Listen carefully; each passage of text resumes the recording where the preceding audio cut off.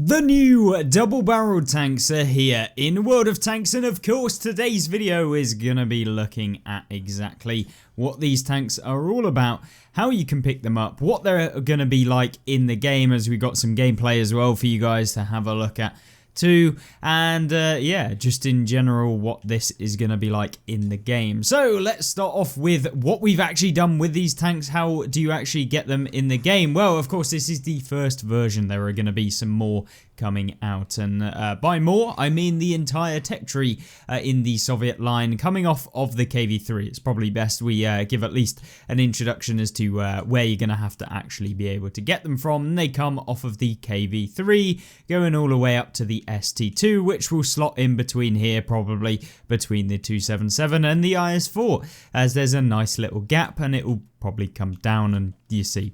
Anyway, it comes off the KV3. If you go onto the KV3, you want to make sure that you have got enough free XP to be able to at least free XP it, or alternatively just make sure that you got enough XP on the KV3 to be able to research the next vehicle. And what you might also want is if you haven't already managed to get the KV4, then it's ideal to at least get to that XP as well if you can, because then you may actually end up getting the other one already unlocked if you have the KV4 unlocked already. Now, whether Wargaming would do that, they've done it in previous releases, they've also not done it in previous releases, so really helpful with the consistency across the board. But I guess your safest bet is to save up about 60,000 XP to be able to unlock the tier 8 as soon as it comes out. So that is my recommendation. It'll probably be coming with the next season, which unfortunately is in about 2 weeks. So we are kicking it off with the premium version in today's video, which we can see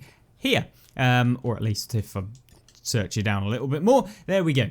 The Object 703 version 2, which is going to be probably the better of the two tier 8 vehicles that we have from these double-barreled tanks. Now, this is the black version. This is the Black Friday edition 2023. I've actually gone ahead and purchased it in the store myself, so you can see it in the bundles. Now, you can either buy this bundle, which has the standard one, or the Jaguar as well, which is 11,600, or you can buy the tank on its own for 7,200, which is what I did. I wasn't too interested in buying the Jaguars. Not too much Cold War stuff, and we got a lot of premiums anyway, but there'll be a video coming out soon on that vehicle when I get the chance. But the 703-2 Black, what's it all about? How can you pick it, or what's it actually going to play like is what I mean. How can you play it? Well, we've set it up with, of course, gun stabilizer, we've got improved ventilation, and we've gone with traction system. This is to both increase the mobility, to increase the accuracy, because this tank isn't very accurate normally, and of course to be able to reload slightly quicker, and just basically be all round a better vehicle, because this thing is quite slow as standard. It doesn't have the best accuracy, and even with all of the commander perks, with the vertical stabilizers, we're down at 0.35 accuracy, which is pretty poor, but at the same time it's usable. It's not horrendously bad. It's no KV2 for sure, but it definitely isn't the best out there. But with all of that being said, we do have the two different guns. Now, these are the exact same guns. They both do 390 alpha damage. Each one can be used as you want to use it. If you want to use the left barrel, you can use it. If you want to use the right barrel, you can use the right barrel. You can reload one or the other. You can fire either the left or the right first and then reload it back. There's a load of things. We can get into it in the gameplay in a second, which is probably the easier way to go into it. Full premium consumables, we've ran with 8 standard rounds, 12 premium. We didn't fire a whole lot of premium in this game, as it wasn't really that necessary against the sort of opponents that we were up against, but we have some okay replays to at least showcase what this tank is like off the get-go, and it will definitely take a little bit of getting used to see how it works. And from my personal opinion so far, the double barrel mechanic where you fire both shells seems to be the way to go, to be honest with you. Now then, was it actually worth the wait? We're in the gameplay portion here. Obviously, we are on Prokhorovka, not particularly the best map for this vehicle. We ended up getting a few not particularly the greatest of maps for this vehicle, but in the essence of trying to showcase to you guys whether this tank's worth it, how you can take it out, etc. And if you haven't seen the armor model of this, I highly recommend checking out yesterday's video, which covers all of that, so you can see where the weak points are, where you can take it out, and of course a little review on some of the vehicles that are going to be coming into the game with the double barrel tanks as well. Now values may differ between PC and World of Tanks console, but for the most part they're going to be the exact same. The arm model is going to be the same sort of layout, and the weak points are going to be basically the exact same. So either way, this game, I was kind of just seeing whether the armor model holds up in the game, whether it does kind of suck, whether the actual two different styles of guns that you have available are going to be able to be used quite well. And yeah, it was just a general experimentation with how to play these sorts of tanks, and to give you a little bit of an understanding as to what the best way of doing it was. Now we obviously bounce our round there, and then bounce the second round, and then we get penned in the turret, which I was surprised about, since yeah, we weren't that well angled towards him. But there you go, one of the key weak points if people are loading premium, which you could see by the shell color from our friend who was also in the clan, that is the community clan for clips or whatever. You might have seen them in the game. Day Lewis there, who's managed to hit us, and he's going to be part of the end of this video as well, because yeah, it was just a bit of a mad one.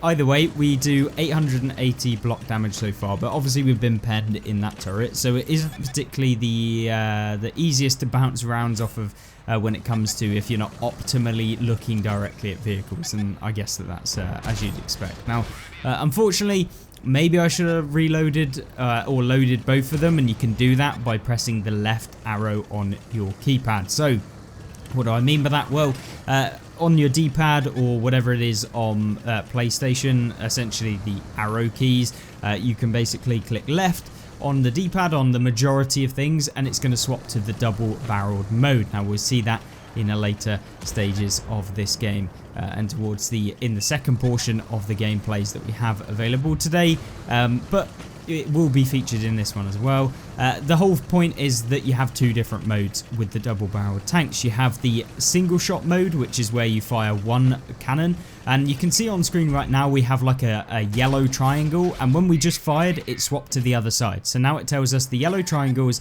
on the left, which means our left hand barrel is reloaded, and that's the one we're going to be firing next. Now you see the right hand barrel is loaded, so we're going to be firing that one next. And so it essentially becomes a case of you can fire off each one, and then the blue symbol indicates that you're reloading. We of course take a hit from behind. All of the people in the back don't want to actually push up to be able to deal with the people who are over here. I'm signaling please move up, because we need to at least to where the TD is, because we need someone to actually move up. And yeah, they didn't want to do that this game, and obviously if you stay too passive in Prokhorovka, give the opponents the middle, then you end up just basically getting farmed for everything. And when I'm only on 1,100 damage, then it's not looking all too good for the team, so we're gonna have to wait to see what happens. But yeah, I guess it's kind of down to how you guys end up playing anyway, as to whether you enjoy this tank. Now here we go, the double barreled. There we go, the first one so far. And that was 2 shots of 390 damage, so a total damage that you can deal when you pen both shells of 780 on average. Obviously you could low roll one, you could high roll the other. It really depends on how it goes, but with both of them being fired at the same time, it guarantees you, when you can find the easy penetrations, some damage. Which is why I do like using both of the barrels, and often you'll find yourself in a situation where, you know, you can actually just preserve a few hit points, save it and wait until you're fully reloaded, and then deal both of your shells. Now you want to make sure that when you are aiming with the double shot that you really do properly aim, because if you don't aim 100% and they both bounce, yeah, you're waiting about 20 something seconds to be able to fully reload. Now I am trying to get here. You can see that this Skoda T56, who's in the Clips clan, along with the other 703-2 who's also in the Clips clan, and they were platooned up together, are of course taking the mid-ridge. We get hit by, I don't know whether it was the pattern or of course the Skoda. I can't really tell. Even the damage wasn't too clear. Either the pattern actually high rolled, or we got hit by the Skoda and low rolled. Yeah, not ideal either way. But you can see here we go for a shot on the Vengeance, and like I said, you don't want to miss both shells, because when you miss both shells, yeah, you got a long reload. And this is kind of how I would recommend playing the tank from my current experience, and for ease of use for most people is to try with the double shot, because you don't really have that much worse DPM by firing both at the same time, as opposed to, you know, having to fire them as a single shot for increased DPM, because the difference between reloading the first shell and reloading the second shell is not actually very long. So you don't really save a whole lot of time, and yeah, it stops you from having to pull out into opponents earlier on. So we're seeing here, we go for the side of the turret of the 703. It's an easy pen there. You can see, obviously he knows. I'm probably a little bit triggered that we've hit him for nearly 800 damage there, but that's what this tank does well. And yeah, considering there was no one over on the western side of the map, then yeah, we couldn't do a whole lot. I was just trying to figure out what the heavy tank that was in the middle and at the back next to the cap circle was doing, but there you go. We won't complain about other people, but yeah, if you want to play this map and you don't want to end up like this with 360 block damage in a game and no damage actually in the game, then I'd highly recommend actually moving up to at least the center, or to be able to move up to about E2, D2, and just basically move up slightly further, because you just don't get damage when you sit in A2 and A3 or anywhere near the cap circle, because you can't see anyone. And yeah, unfortunately we do end up losing this game. We can skip ahead now to the result screen, as I'm sure you want to figure out exactly what ended up with this game. So here we go. The 703 on the friendly team actually gets taken out here in just a second, and there we go, taken out by the 59 pattern there. And of course we end up losing the game by 9 tanks.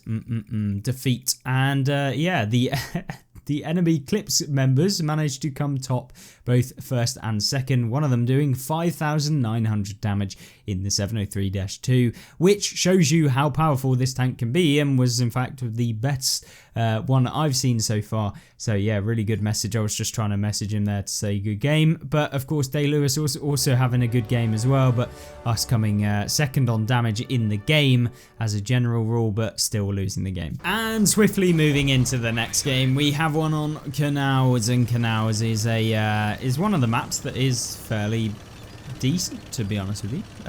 Plays kind of like a good map for medium tanks. Heavy tanks can go into the town. We're going to try something slightly different. Whether it works out or not is yeah, a different story. But you know, you have to try some things, and hopefully it will actually end up working. And we can take a moment here just to talk about what these tanks are probably going to be like, because you're probably wondering, are they overpowered? And my first thing is, no, I don't think that these tanks are particularly overpowered. I don't think they're going to be overpowered. Do I think that they're good? Are they usable? For sure. They're definitely usable.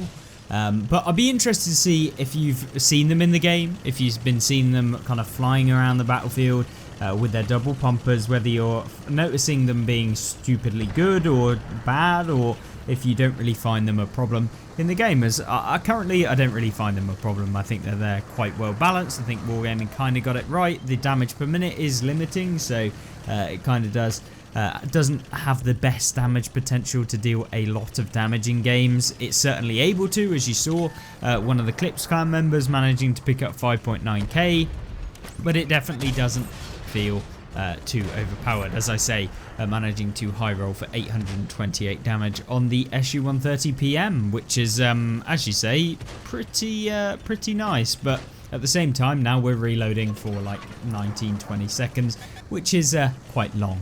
And although, you know, we've got 800 damage straight off the bat, that 20-second period can be a little bit annoying for when you want to move forward and do some of the extra bits and bobs that you need to.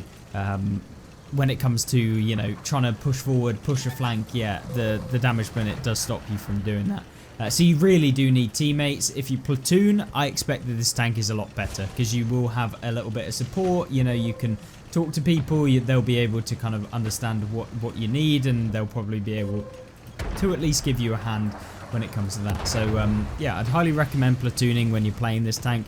as it will give you just a little bit of covering support when people do try and push you. Which is good. But in this game, what are we going to try and do now? Because it seems like the northeast section as well as the west section of the map and basically everywhere are overrun. And so knowing that, we're going to turn around and hopefully get this EBR. We see me pre-aim in front of him and then you get drive straight into where our reticle is, which allows us to get the shot. The enemy artillery is firing AP rounds, which almost hit me in the back, so nice to see those not actually hitting this time, which is good. Usually they do, because, you know, just want to ruin my day just that little bit more, as I have been ill and am right now as well, if you notice, any of you. But yeah, not feeling particularly the greatest of times because of the dreaded illness that plagued the world for a long time, and once again resurging. Either way, we've got 2,100 damage so far, which is good, but we're hoping that we'll be able to get at least another shot or so, and be able to at least take out this 88 who's advancing. We need to deal with this flank, otherwise we're going to end up with a sausage sandwich, and sausage sandwiches are not fun when you're in the middle, when you're the sausage. And you can see here the 88 is pushing up. We deal with 700 damage. It feels so nice to have the alpha damage that this does when you fire both shells. It's kind of almost like a TD. If you were to take like an ISU, pop it into this sort of tank, it's very powerful. And maybe I just haven't come across the ridiculous damage games, because I've been ending up in losing games basically the entire time that I played this tank. But at the same time, I think it's very, very strong. I think it will be very good, and yeah, I'm expecting a lot of high damage games. If you've had any high damage games, let me know in the comments, as I'll be interested to see whether you guys are finding it hard to deal damage or whether you're finding it superiorly easy to do a ton of damage, you know, upwards of like 3k, 4k, etc. Be interested. Or alternatively, if you're basically dealing nothing, then yeah, it'd be interesting as well, because I can see how this tank is quite annoying to play in terms of flexibility and stuff like that. Now, I'm trying to go for this Mantis. It would have been nice to get a couple shots off on him, but instead we're going to have to go for the KV-85, and I guess wrong time, wrong place for the KV-85. But with that such a long reload, we are probably not going to get another shot off here, and definitely not with an SU-130 PM who's got 2 marks sat there. So yeah, we end up getting taken out. You can kind of see where I'm coming from with regards to the long reload, and hopefully it's been an informative video about this tank and what it's all about, and the sorts of things that you kind of need. So yeah, let me know in the comment section down below. Hopefully you like this video, and of course hopefully I'll feel a little bit better in the upcoming days. But we'll have videos on all of the other ones, and I've got a couple pre-recorded anyway, so I shouldn't be too bad if I end up feeling even worse than I currently do. But yeah, hopefully you enjoyed. I'll see you in the next video. Thanks for watching. Thanks for putting up with me being ill, and yeah, I'll see you there. Goodbye.